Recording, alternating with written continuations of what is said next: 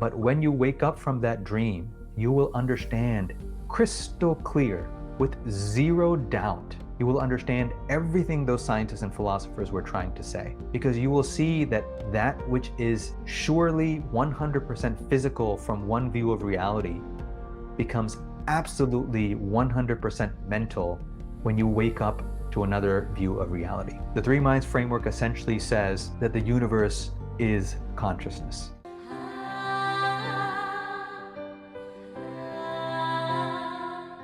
Hello, Anoop. A warm welcome to the show.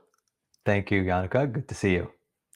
I'm really grateful to have you on the show today. I know you have a powerful NDE story, and you're also a body mind strategist, an emergency room physician, and an author. And I'm curious actually about how your spiritual experiences have influenced your life as a medical doctor. And we'll get into that. And I'd love to hear your near death experience and what unfolded after that. But before we go into this, what were your spiritual beliefs before you had this mystical experience? Great. So, for me, my childhood was a lot about experimentation, and it was about playing with my reality, playing with my mind, playing with the world, and seeing if I could bend it and play with it and what would happen. My parents were very much into Indian philosophy, a philosophy called Advaita, which is gaining popularity these days under the name of non duality. Basically, that there is an underlying unity that is expressing through this diversity and multiplicity of this world that we see. So I listened to many people talk about this and describe some of their experiences, and it seemed like there was something true in that, right? I can't say that I believed it completely in the sense that it wasn't my own truth. I believe that there was some truth in it, but what exactly was the nature of that truth? What did it feel like? What did it look like? What did it smell like? If there was a smell like that, I didn't know. So it wasn't a belief in that kind of sense, but it was this curiosity to kind of shake this hypothesis, and take it apart and put it back together and see what would happen. So I did a lot of things with that in my mind. Like, I would sometimes look at things for a long time, or I would try to see things from different perspectives.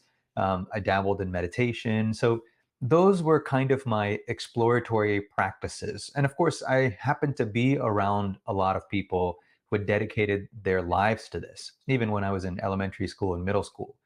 And so they, in a sense, carried themselves, we might say, differently. They moved in the world a little differently. And I found that intriguing and something to explore. So those were my foundation, the preparatory foundation that kind of led me, or at least were before changes that happened in my actual experience. All right. And then I know that you had this mystical experience or near death experience actually before or in the midst of studying to become a doctor. And I'm curious firstly, did you actually die or was it more a mystical experience that you had? Yeah, that's a good question. I've been told many things about it. I never really called it anything for many years, maybe more than 10 years or so. And then I happened to get in touch with, I think it's the president of IANS, the International Association for Near Death Experience or Near Death Studies. And she said, technically, this is classified as a NDLE, a near death like experience, because the physical body, the death of the physical body is not what precipitated the event. Usually there's a threat to the physical body and that precipitates the event. So that's called an NDE, but it's near death like experience, or NDLE, when there was no threat to the physical body. Now, I will tell you there was a threat, quote unquote, threat to the physical body, but that came later during the experience, as opposed to that is what precipitated the experience. Some other people I've heard call it STE, spiritually transformative experience. Some people say mystical experience. So, you know, there's so many terms for this. So take us through what happened. How come you had this Yeah. mystical experience? Yeah. I'll just add one more comment, is that not only was I not clinically dead, I would say I was like some one of the healthiest times of my life.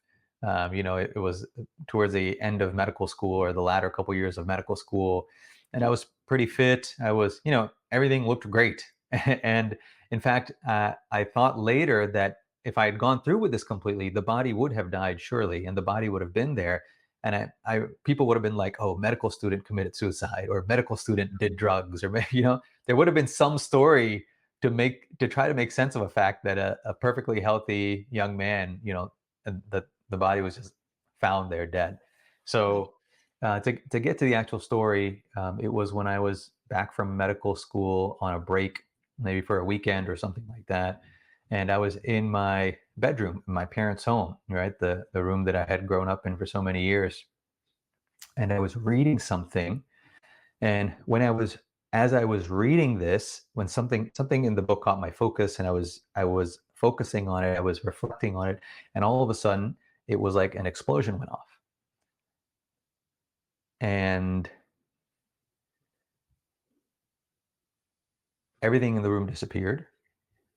The body disappeared, and the thoughts disappeared. Everything essentially disappeared, and the experience was one of sitting in a blaze, right? Almost like sitting in the essence of fire. Sitting, I often say, it's like sitting in the sun. It's the only way that sounds true, is to say that it was like sitting in the sun. And not just sitting in the sun, but actually being the sun.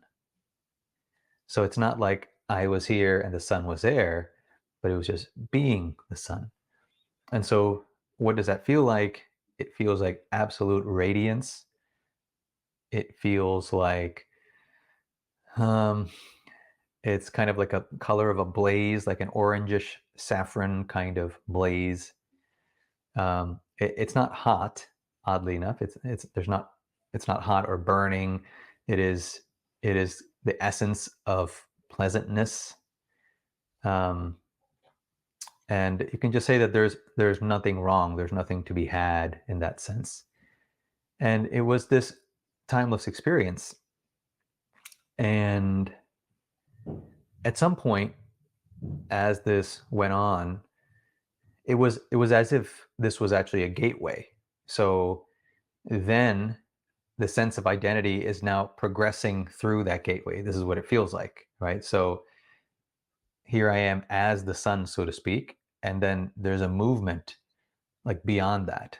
And then at that moment, there was a being that was also of the same nature, let's say made of the sun, for lack of a better phrase, that put an idea before me.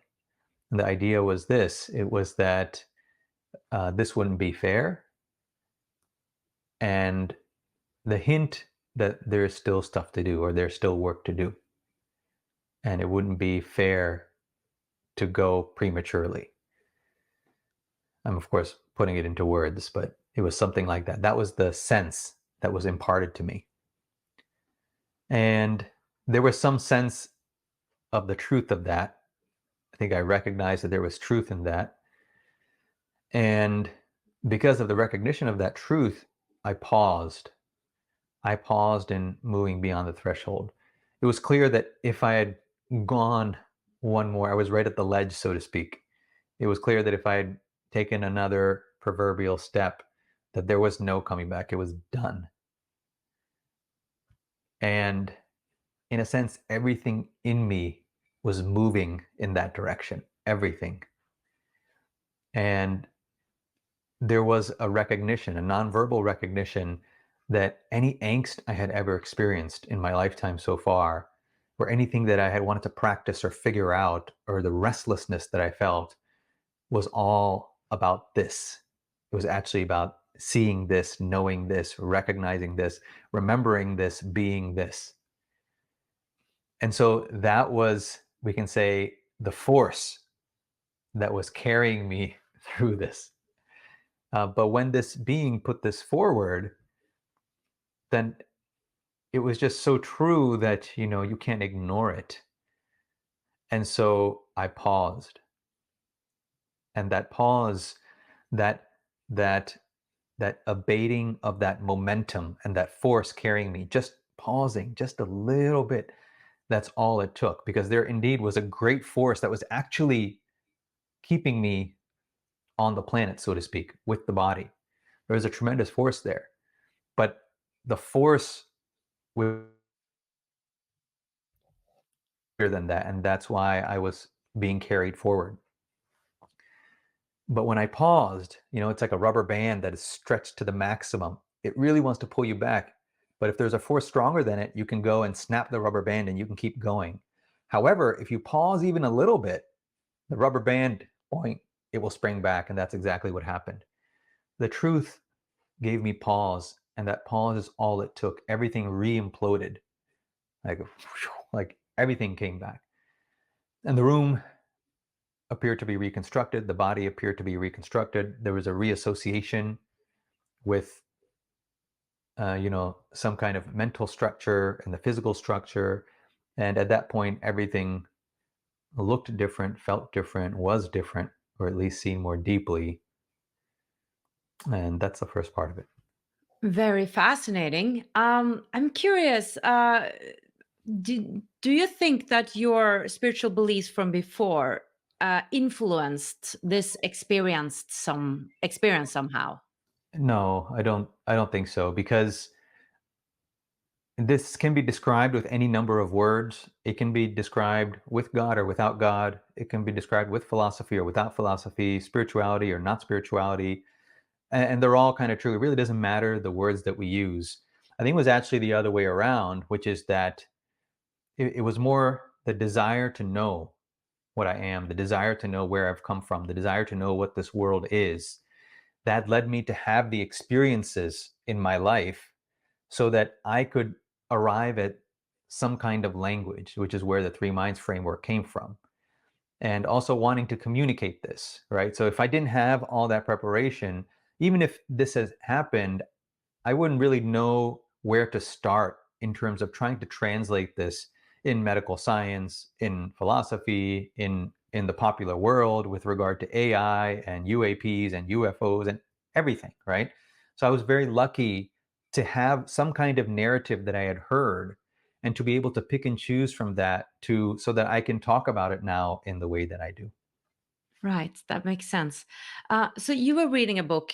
Maybe you said it, but I don't remember it. You were reading a book. And, was it sort of an answer to what you were reading and sort of was figuring out? In a way, you could say that it was a philosophical text. So it, but then in a sense, it was kind of an answer to everything. Not really that book. Like I said, like every angst that I had, every question that I had, every doubt that I had about anything. It might have been something I thought was about a math question in fourth grade. Who knows, right? But it was actually about this. That was very clear. And so the answer is yes, but that yes needs a lot more context to understand it. It's not like I had a particular question and this answered it, but the philosophical book kind of brought my interest to a peak, and I focused in on something, and that was like the match that lit the bonfire.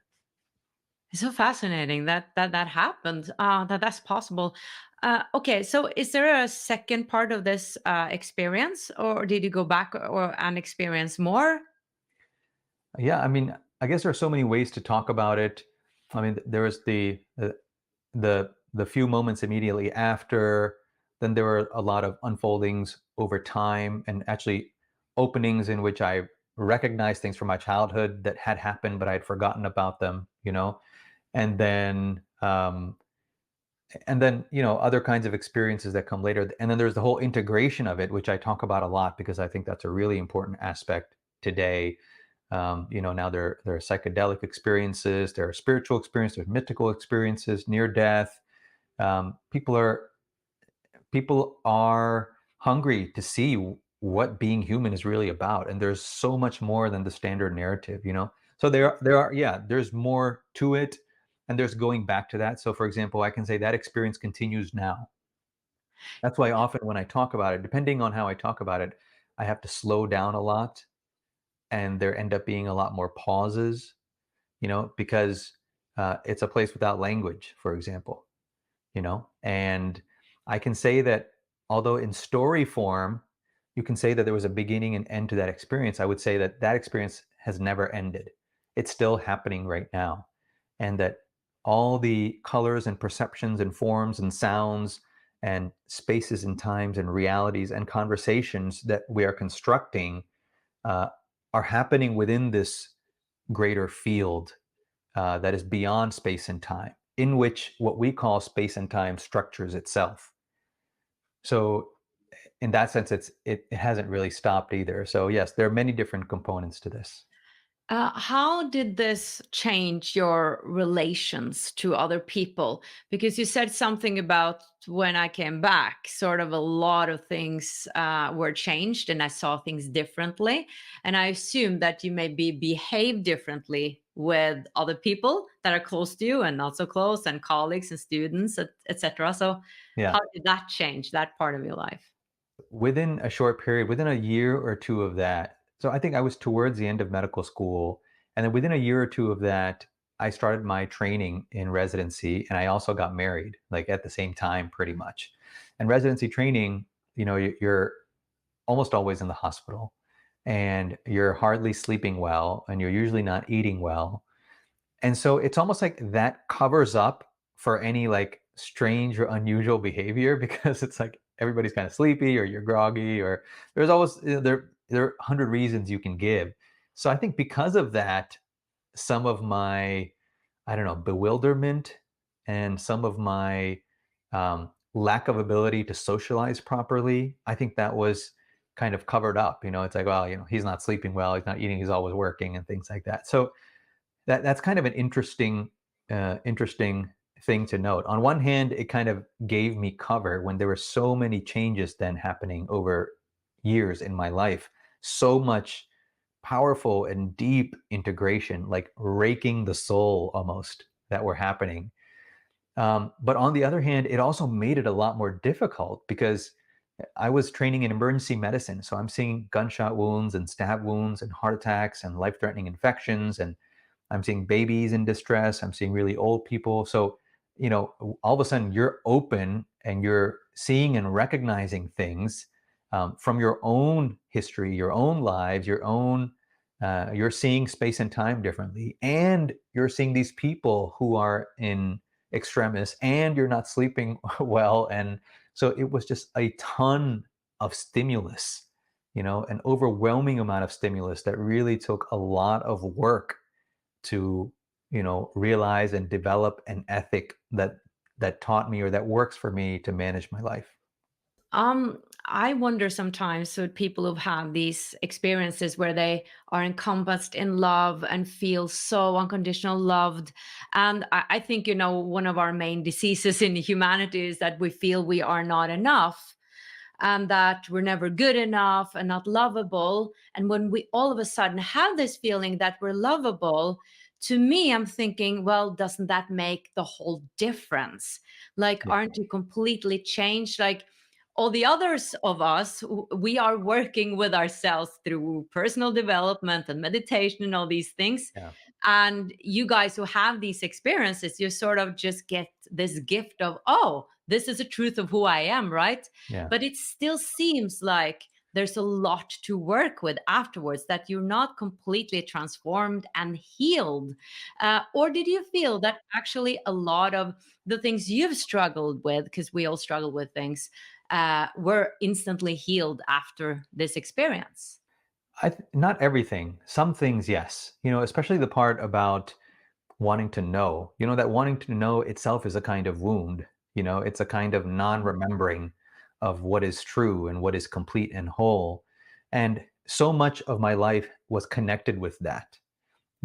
Since I was a kid, I always wanted to know, like, is this true? Like when somebody said something, especially when somebody said something about mind or world, I say, is this true? I know this person's saying this. I know I respect this person, but I don't know that it's true for myself, So let me like read something else, or let me play with my mind, or let me do this or do that. So there's this constant experimentation going on. And here it was like the fruits of the experiment, So you saw, you experienced, you were. So that in sense was healed, and that has never gone. That has never even flinched. But there are so many aspects of the personal life that still have to be lived and that have been lived in lifetimes.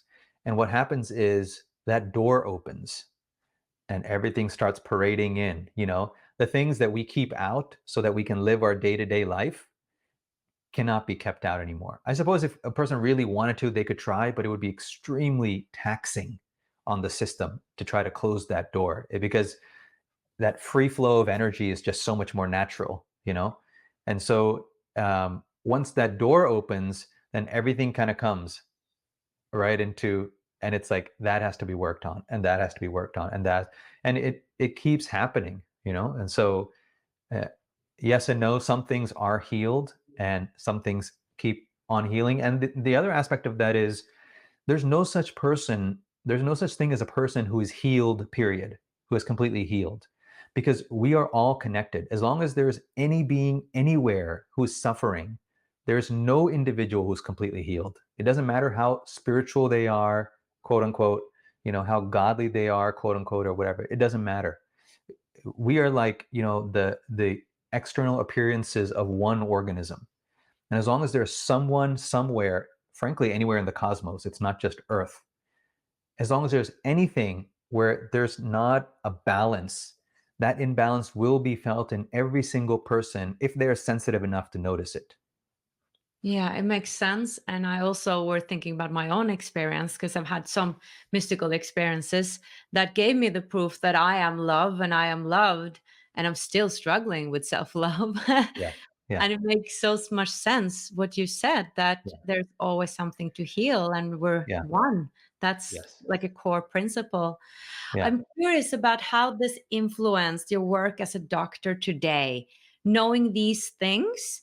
And also, if you've had some resistance from colleagues, like, is this something you talk about at work?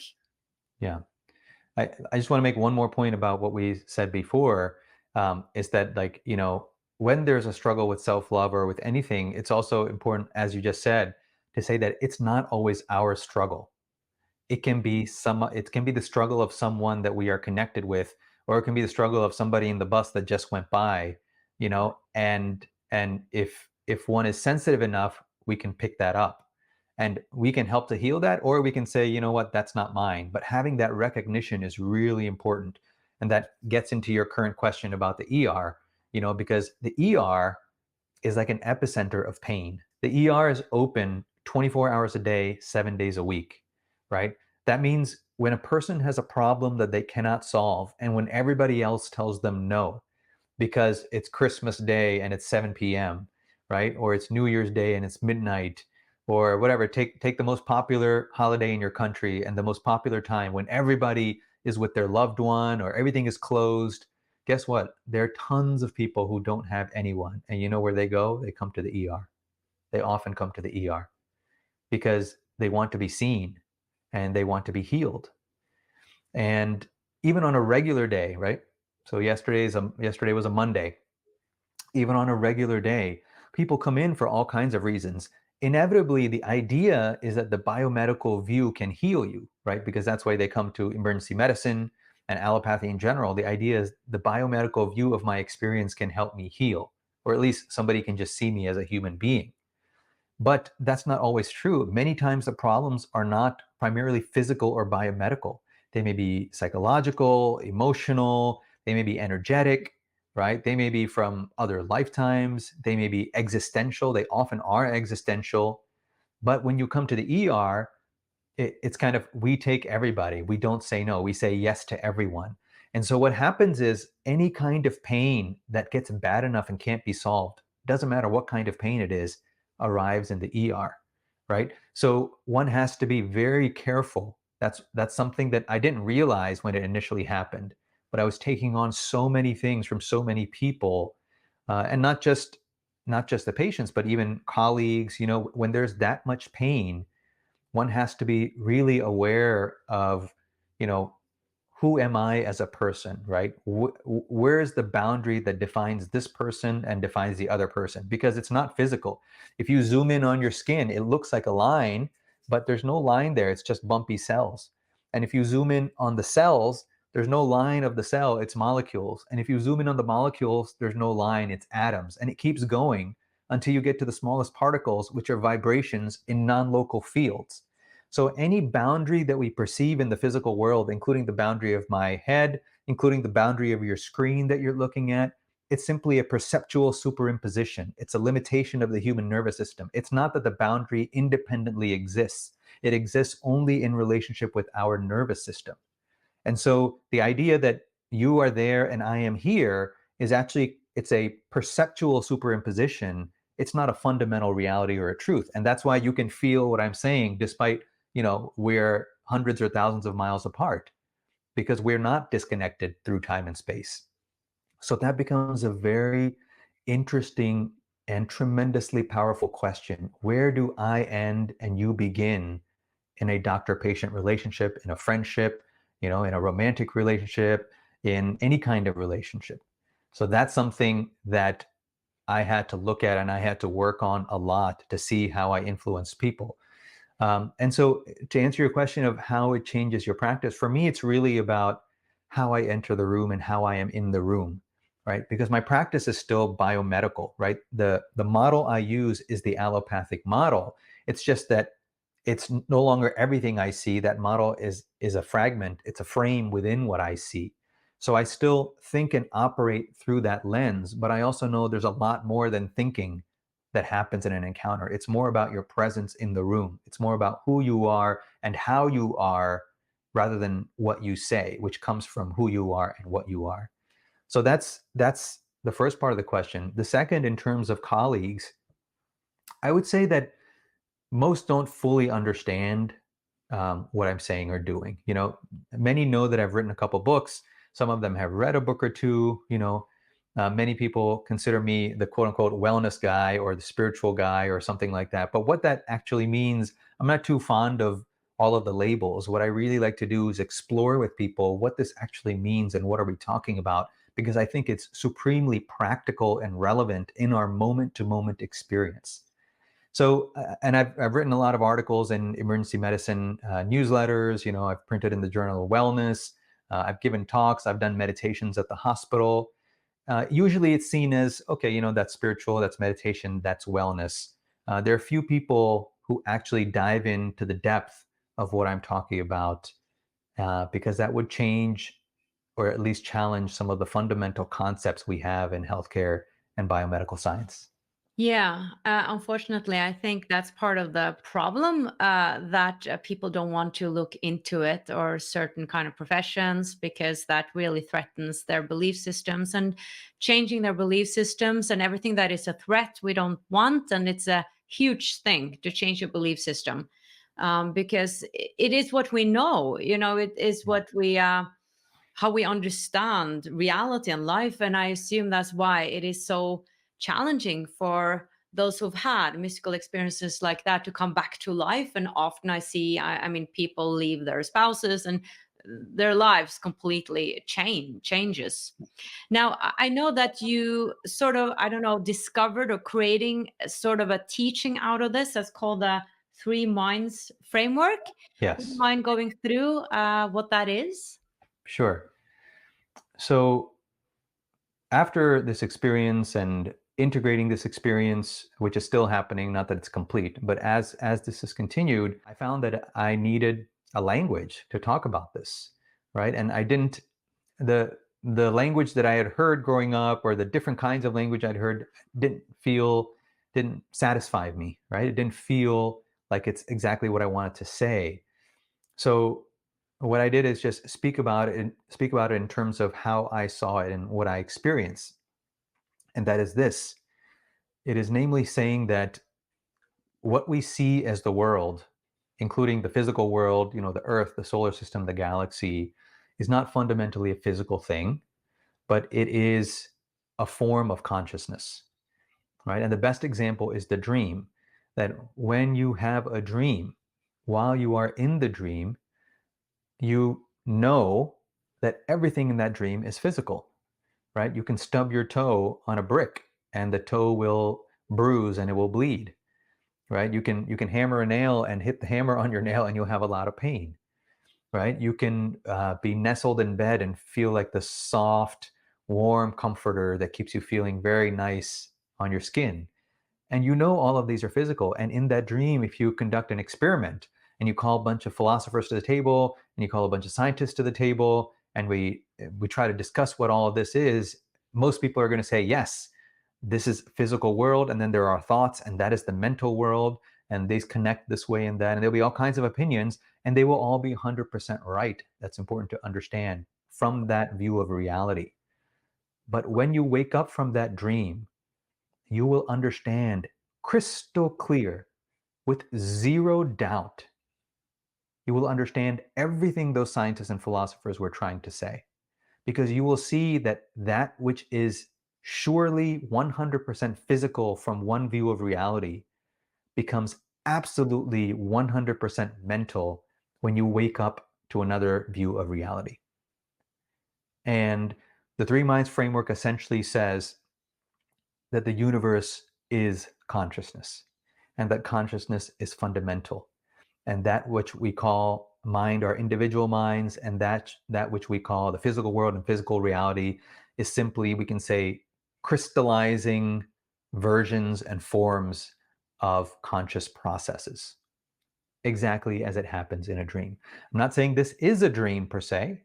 I'm simply saying that the mechanisms at play are the same as that of a dream.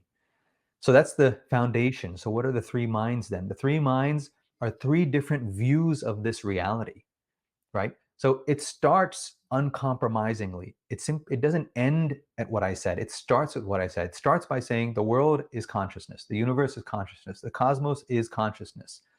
Now, here's why it looks differently to different perspectives.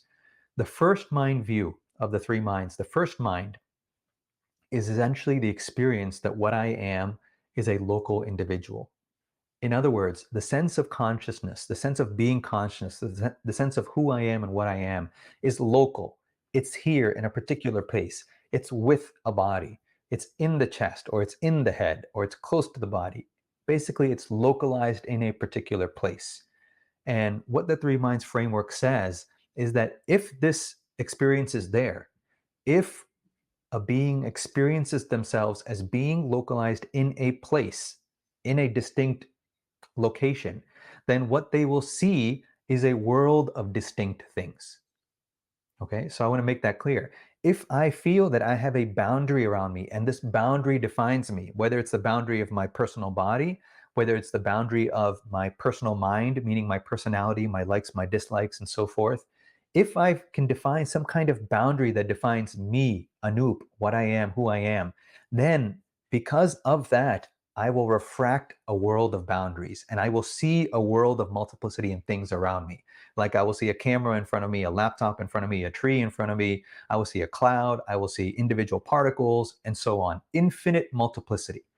Why? Because the boundary that I take myself to be is reflected in this infinite consciousness. It's reflected and it appears as this world. It's like light goes into a prism and you see its many colors refracted out, right? In exactly the same way, when identity is taken to be bounded, it refracts through this prism of identity and we see this space-time world of multiplicity. That's the first mind view. That is the standard view in our Earth culture, and that is a standard view from which most of science operates, right? And quantum science is starting to question that, which is why they talk about the relationship between the observer and the observed, and where that line is from where we can divide the observer and the observed. These are all questions that quantum science calls into view, and it is questioning, in fact, whether the world is a local thing or not. This is the first mind view. The second mind view is the experience that what I am fundamentally is non-local. It is not that I, whatever this thing is that we call I, it is not that I is a localized thing or is in a particular place. No, in fact, what this I fundamentally is not in space and time, but it is the nature of this I. It is the expression of this I that becomes that vast mind that is the topography of space and time. This is the second mind view. In the second mind view, the local worlds are still accessible and visible, right? So the personality, the body, the characters still engage in the world and still are a part of the world. However, the awareness, the vision, the knowledge, the identity is not rooted in that world, right? It sprouts in that world, it expresses through that world, but it's not rooted in that world.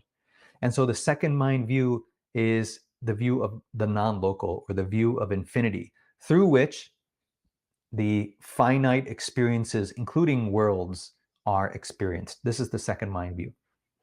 The third mind view, then, is simply that of undifferentiated consciousness, or we can say pure potential as potential. So it is the essential nature of all. Prior to its rustling, prior to its heaving as the universe is, the worlds, the world of space and time. So what we have here is one and the same consciousness seen at three different levels in accordance with the kind of identity that is crystallizing. And in the first mind view, we simply say, well, I'm here, you're there, here's a world, there are only limited resources. We have to figure out where to get that from so we can make this work. And basically the entire boundary, the entire context in which this world exists is totally not seen, just as it happens in a dream often. When we're in the dream, we have the resources of that dream, but we don't see that the dream is being created by unlimited resource. Anything can show up in that dream, right? Anything can show up in that dream. But in the dream, we don't know that. We believe that the dream is a closed system. And that is that first mind view that is propagated throughout education and culture today. That is a very helpful framework, beautifully put, and it makes so much sense. So, if you had a magic wand and you could help all of humanity, how could you help them sort of move into the second mind view of seeing so much more of who we are? Yeah, well, I feel like I do have a magic wand, and I feel like you have a magic wand, and we all have magic wands, and we're doing it, Like, so talking about this and being able to tell a story about this is so gratifying to me. It's so, it feels like, what more can I do? I feel so much gratitude that I can tell this story of what the world is and what the universe is, and just make it a story that's available to everyone. So everybody's like, whoa, that would be crazy if that were the case. And you know what? It doesn't violate anything that you're taught.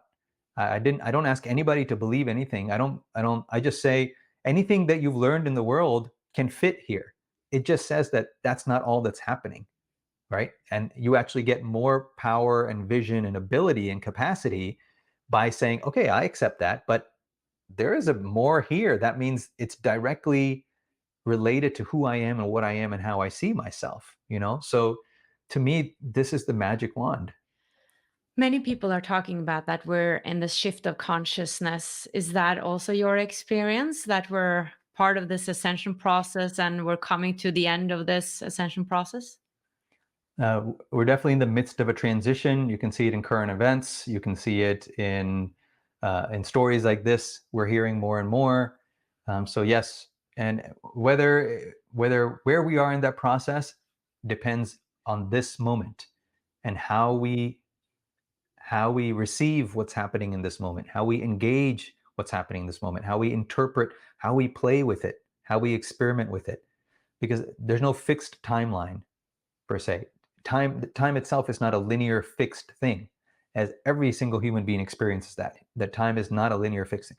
We learn to associate our timelines with others, and so we create a narrative, we create a public narrative, but public narrative is not where life happens. Life happens in your experience, and public narrative is a part of our experience. So there's no time per se. It is based on our experience and our vision that produces the timeline.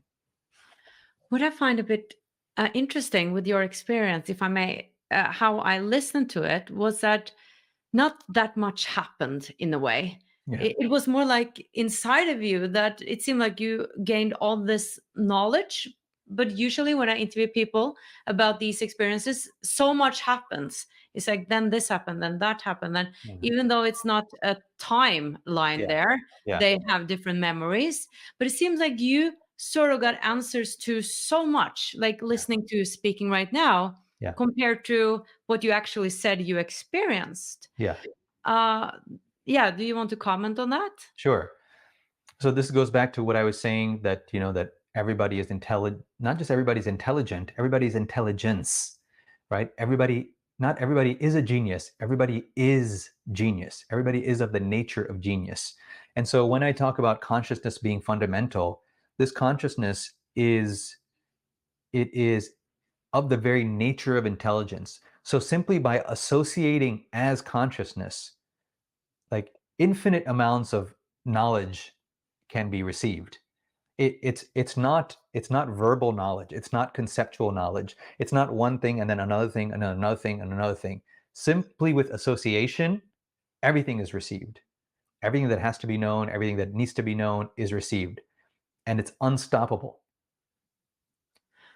It is Wow. unstoppable. Like, nobody and no thing, no culture, no education can stop the receipt of this, and nothing can cloud the veil again. All right. Nothing can cloud the veil again. I think that's good news. And I think that needs to happen because what we're moving towards is a lot of change when it comes to artificial intelligence. And also, I think we will have more contact from other star systems. What are your thoughts on what's coming to Earth and our Mm, development now when it comes to artificial intelligence? I know there's multiple questions there. Well, let's take artificial intelligence first. What are your thoughts okay. on that? Yeah, I think artificial intelligence is going to keep developing. I think AI is and the burgeoning of AI and the prolific speed with which it's advancing is our desperation to know ourselves, right? It We know that everything we can do, we should not do. Just because I can do something doesn't mean I should do something. But if I'm so in the dark about who I am and what I am, and if I know I have so much potential and I just want to feel it, I just want to do it, I cannot help myself. And that's what's happening with AI, right? We as a culture know it's you cannot stop that awareness that there is something tremendous within us. Like, look what we can do, right? Look what we can create. And so we cannot stop ourselves. Why? Because we haven't done the exploration to actually see and experience that part.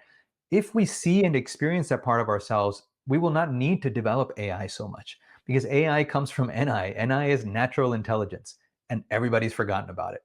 We're all like very happy about AI, but we never talk about NI. NI is you and me. NI is what this world is made of that gives rise to AI. AI is actually a subset of NI. And we don't realize that. We think AI is something new and different. No, it's actually a very limited subset of our own natural intelligence. And it's highly decontextualized because we don't know how we are producing it. We don't know the subconscious desires that are producing it, and what aspects of ourselves we're putting into that.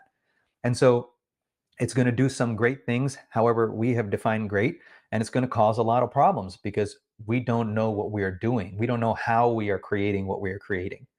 So AI is going to take on a bigger and bigger role, and we're going to see some big problems being solved, and we're going to see some new problems, big problems being created. And the only solution to that is to know ourselves better and to appreciate our own native natural intelligence. Um, there's also a huge thing happening with UAPs now, as you know. UAP is unidentified aerial phenomena. It's the new term for UFOs. It's Yeah. it's okay to say UAP, but you can't say UFO. Apparently, it's made it okay. Um, but these kind of phenomena have been going on for probably centuries, certainly millennia, factually, in fact. But in the last 100 years, we've always said we debunk those things, or those people are not real, or they're making up things. And of course, now in the U.S., the Department of Defense is talking about it. There are congressional hearings about it, and more things are coming out about it, and they will continue to come out. And yes, I think while a lot of the contact has been, hidden a lot in the past, I think more and more it's going to come to the forefront. And I think there's going to be a tremendous amount of confusion in society. Exactly the same as AI, we're talking about another kind of intelligence that we won't have the capacity to gauge because it will be so far ahead in so many ways from like earth human intelligence that we will not know to assess like what is true, what is not true, what is helpful, what is not helpful. And there's going to be confusion on that part. Fortunately, the solution is the same. It's to get to know ourselves and to get to know our own intelligence and develop that intuitive intelligence to know what is true, what is not true. Right. And how powerful we are. I feel like humans are disempowering themselves all the time. And Yeah. that's coming forward in my interviews. How powerful we are is coming through channelings as well. You are powerful beings. And it's something about stepping into that power, not giving it away and going to the external all the time. Yes. Now, do you have three recommendations for people listening that you would or advices on how they could live, a more balanced spiritual life? Like, what would be your main three messages? So, when I went through and I'm still going through a period of integration after some changes that kind of rocked my foundation, that forced me to kind of live what I had suspected for a while. Um, this is a very practical kind of thing. There are four, I'd say, areas of life that I recognize that help people integrate, and that's nutrition, movement, connection, and rest. And this is quite elaborate. You can find it on the Health Revolution website. There's an article on this. But um, what I found is that integrating these four areas are key to keeping that balance, right? Because it's all about balancing worlds, balancing worldviews, balancing identities, and not falling too much to one side. Because if you're too much to one side, you can't operate in the world. And if you're too much on the other side, you have a very false or constricted idea of what the world is and what is possible. So, how do you keep that in balance? Nutrition, movement, connection, and rest. Nutrition, and all of these apply across mind and body. Nutrition, number one, the biggest thing is to cut out processed foods, right? Because in a way, this stuff isn't food. It's not what the human system is designed to run on, right? So just very simply eliminating processed foods. And the other one is eating fresh whole foods, plenty of fresh fruits and vegetables. And I can give many more recommendations after that, but honestly, those are the two biggest. We don't have to talk, like get into, is it keto, is it vegan, is it this, is it that? Eliminate processed foods and then eat plenty of fresh whole foods, especially fresh fruits and vegetables. All right, that's nutrition of the body. Nutrition of the mind is this. It's listening to other narratives about what the heck is going on in this world and what this world is. There is so much hypnosis, right, in the forms of thought that you see just because it's in the textbooks or somebody with a PhD or an MD says it. What they're offering is their worldview. It's not about true or false. They're giving you a worldview. Is that the worldview that gives you the life you want to live? Is that the worldview that shows you all of what you are? Or is that a worldview that is like a heavy backpack on you that you have to carry around and make it true somehow? Right? So opening yourself up to powerful narratives that feel true to you and not just believing them outright, but saying, whoa, that is a tremendous hypothesis. Let me start playing with this in my life and see, right? And listening to such stories, because everything we tell is a story. That's nutrition of the mind. So nutrition of the body, nutrition of the mind. Now we get to movement. Movement, number one, these are all number one, but anyway, movement, one of the first ones is moving the body. All right. So everybody knows that as exercise. Great. If you can exercise, fantastic. But not everybody's going to be exercising. I don't know why we always talk about exercise, because some people are just not going to do it. So what can you do? Range of motion is awesome. Every single joint, what I say is, if you have a joint, use it and move it. Right. Even this tiny joint, what we call the DIP, the distal interphalangeal joint. Right. Move it just because you can. And then this one, every single one, the jaw, the hips, the toes, everything. Because from the three minds perspective, even the physical structure is representational. It's mental representation. So if you move the body, it will move the mind. And you will, so to speak, see around the corner, right? You won't be just in this kind of linear fixed joint, but the more you move that joint, the more you will kind of metaphorically and visually see around the corner. So moving the body, right? What else? Moving the breath. This is tremendous. This is what connects the physical structure and the energies of the body. If somebody's breathing deep, and slow, you will see that their mind is calm. If somebody's breathing rapid and shallow, you will see that their mind is anxious. It's one of the simplest ways to calm down or to calm somebody else down in the ER if they have anxiety is to be aware of your breath, breathe slow and deep, and enter the room. And what you will have is two energies meeting in the room. And whoever is more anchored in their presence, the other person will move towards that person in terms of the mental state. So if one person is more grounded than the other person is anxious, the anxious mind will move towards the grounded mind. If the anxious person's anxiety is so great, then the other person's mind will start to get anxious too. This is why there's a lot of burnout in emergency medicine and why emergency medicine is difficult, because so many people are in different kinds of pain that anxiety is a chronic state there. So one has to always be aware of our mental state. Are we moving towards that, or is that moving towards us? Right? So this is movement of the breath. Then there's movement of our emotions. I can't tell you how important this is. I have so many people on our Healing is Possible podcast that have healed from so many diseases by moving their emotions.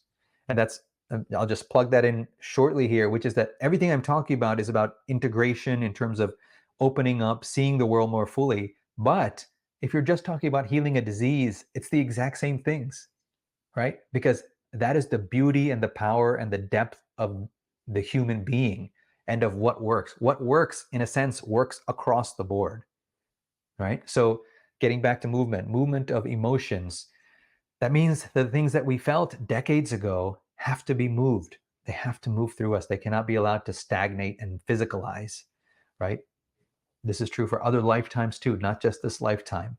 But if we start with this lifetime, the doors to everything else will open, right? Some people try to force things through certain practices, and it can lead to delaying healing. It can lead to more injury because of the trying to force. Instead, start with what we're aware of right in front of us. If we deal with everything that we're aware of in front of us, the mind will open to the next level of awareness. There's no need to force anything, but we have to deal with everything that's in front of us first. So moving the emotions, releasing that, it changes the physical structure too. And finally, movement of our creativity, right? What do you love to do? What do you have to say?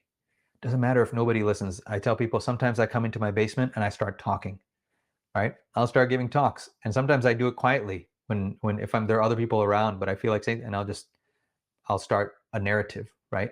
Because I love communicating, right? So what do you love doing? Even if there were nobody around, right? Maybe write it down, maybe draw it, right? Maybe sing it, maybe say it, maybe talk to somebody. It doesn't matter. But what you have to say, what you think, feel, want matters. And you must express it in some way, on some scale. It doesn't require money. On some scale, you must express that, because that validates your power, right? That validates who you are. And so it releases and brings more resources into you.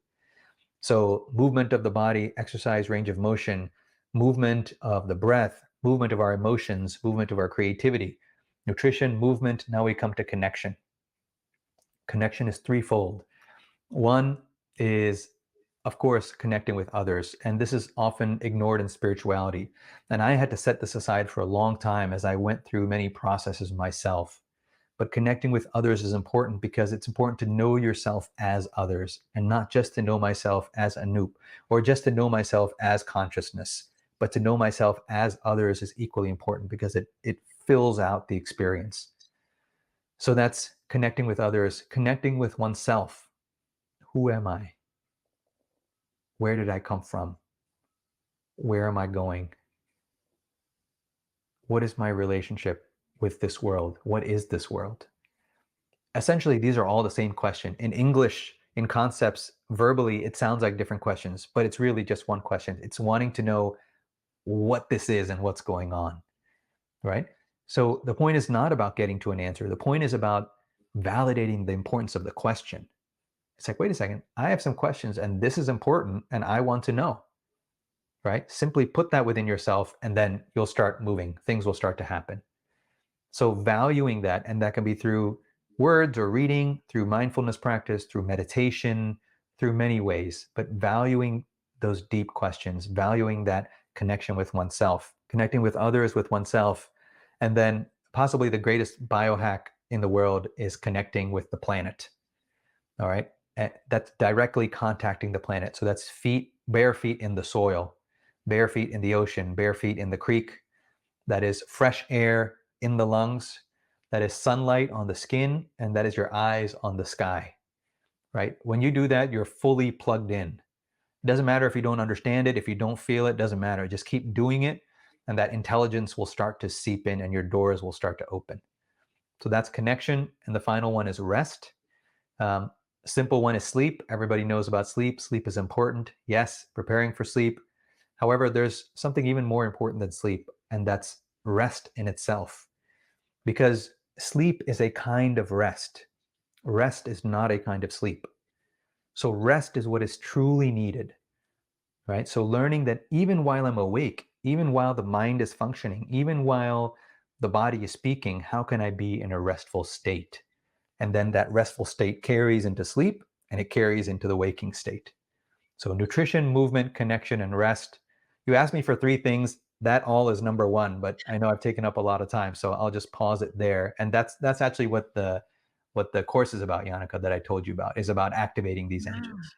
Yeah, just got to say thank you. I just see the time is running by us, and I wish we had much more time. But tell us a little bit. Thank you so much. This was true wisdom to me. Tell us a little bit about this program that you're having, and everybody's who are listening can receive 25% off on Yes. this program, and the link is somewhere here. Yes. Yes. It's I think it's healthrevolution.org/true-north. True North, I believe that's the website. Otherwise, I'm sure you'll post it. Um, Literally, it came through my own experience of having to integrate so much and trying to figure out, how do I stay balanced in the way I want to be balanced in this world, not in the way that the world tells me I need to be balanced or whatever, what balance means to me. And so through trial and error and making a lot of mistakes, I arrived at these four engines: nutrition, movement, connection, and rest. And at some point I said, I want to say this, I want to talk about this. And I want to talk about this so much more than just healing a disease. By the way, all kinds of diseases heal with this, yes. But in terms of integrating the personality, in terms of opening the windows and doors, all that is what this is about. So we created a course with 4 modules: nutrition, movement, connection, and rest, that you can take. You can take it all at once or over a month.